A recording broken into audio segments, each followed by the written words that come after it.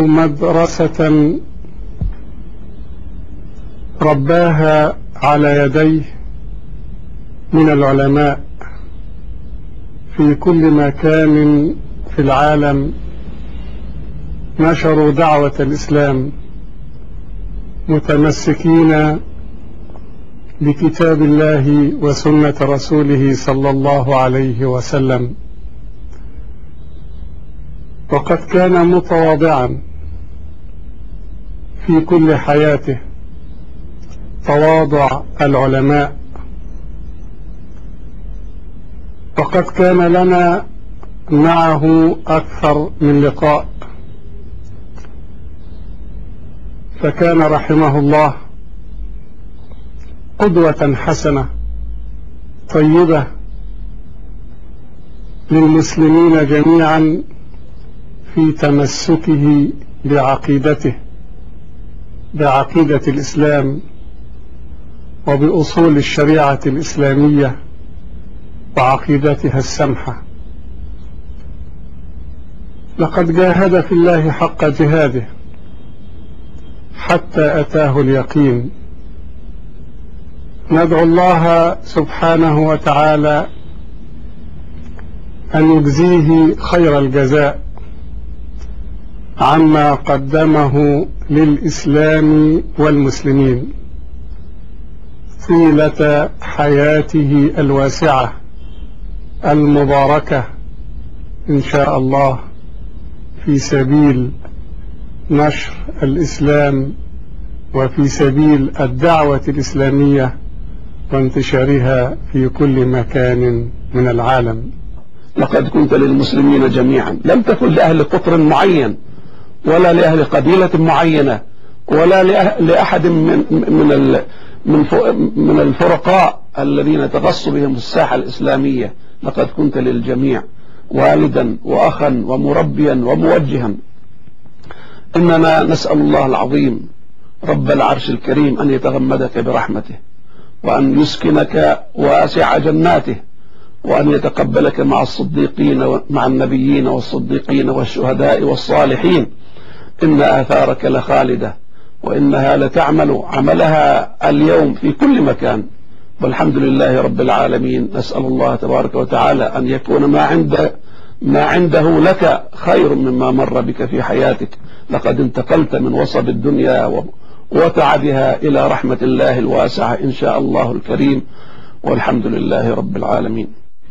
تعرض الشيخ ابن باز وهو فتى لم يجاوز 16 من عمره لامتحان مبكر، إذ أصيب بمرض في عينيه في عام 1346 للهجرة، فضعف بصره وصارع المرض حتى أفقده بصره كله قبل أن يتم 20، ولكن الله عوضه بالبصيرة، فحفظ من أحاديث ودواوين السنة الكثير، وكان يعرف الرجال ويضبط الأسماء، وتصحح النسخ والطبعات بين يديه مع كونه ضريرا، كما كان بحرا في معرفة أقوال العلماء لا يخرج عنها، ولا تكاد تجد له فتوى شاذة، فظهر رحمه الله عدلا وسطا.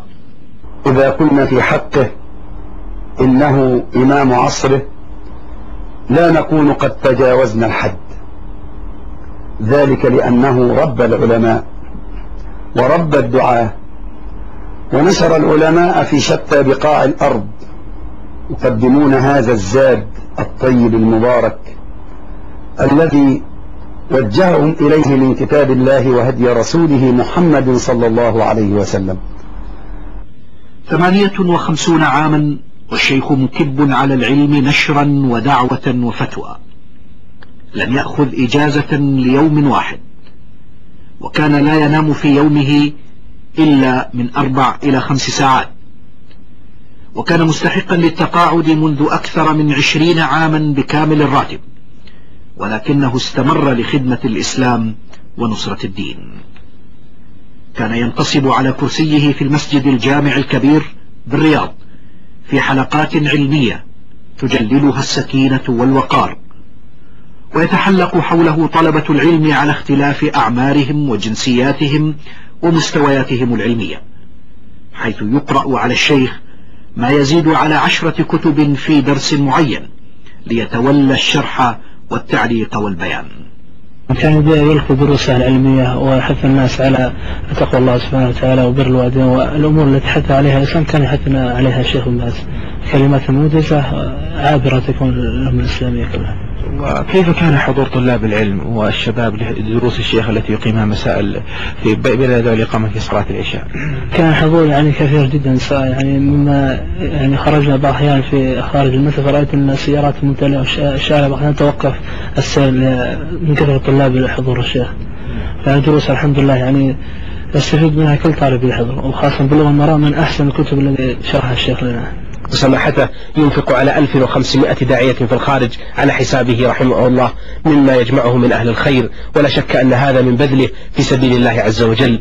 ولقد اهتم بالدعوة في الخارج مع أنه لم يسافر إلى خارج المملكة، ولكن اهتمامه بالدعوة حينما كان نائبا لرئيس الجامعة الإسلامية ثم رئيسا لها، حيث درس الدعاة ودرب طلاب العلم، ثم لما انتقل إلى الرئاسة العامة للإفتاء فتح إدارة للدعوة في الخارج، فصار يراسل الدعاة ويهتم بأمرهم ويتابعهم. وضع الله للشيخ ابن باز القبول في الأرض، ووصل علمه وصيته إلى الناس شرقا وغربا. يروي أحد الدعاة أنه ذهب في دورة إلى إحدى الدول في إفريقيا، فوجد عجوزا تسأل: من أين أنتم؟ فقيل لها: من السعودية. فقالت: بلغوا سلامي للشيخ ابن باز. أما العامة فكانوا لا يقبلون إلا بفتوى الشيخ، وإذا كثرت الأقوال والآراء في المجالس قال الواحد منهم: أريحونا، ماذا قال ابن باز؟ فالناس كانوا يثقون بالشيخ بعلمه بدعوته، بل إذا قيل قال الشيخ بن باز أفتى الشيخ بن باز بأمر كذا كل الناس تقبل بذلك، فهذا له أثر طيب وأثر كبير جدا في الناس. ولا يزال لفضيلة الشيخ رحمه الله تأثير كبير جدا في جمهورية مالي، وقد تحقق هذا التأثير من خلال كتبه وفتاويه المتداولة بين المسلمين في مالي، كما تحقق من خلال بعض تلاميذه من أبناء مالي. وما يتعلق بتأثير الشيخ في المجتمع المالي من خلال كتبه وفتاويه، فإنني أقول إن كتبه وفتاويه تعتبر مرجعا مهما جدا في المسائل الدينية في جمهورية مالي، ويرجع الفضل في ذلك بعد الله سبحانه وتعالى إلى ما كان يتمتع به فضيلته رحمه الله من مكانة علمية، وما كان عليه من أخلاق فاضلة وخصال حميدة، مما جعل الناس يقبلون على قراءة كتبه ويعتمدون على فتاويه في أمور دينهم. تأثير فضيلة الشيخ رحمه الله ليس قاصرا على دولة مالي فقط، بل هو ممتد كذلك إلى دول أخرى في غرب إفريقيا، وأذكر على سبيل المثال نيجر وساحل العاج وبوركينا فاسو.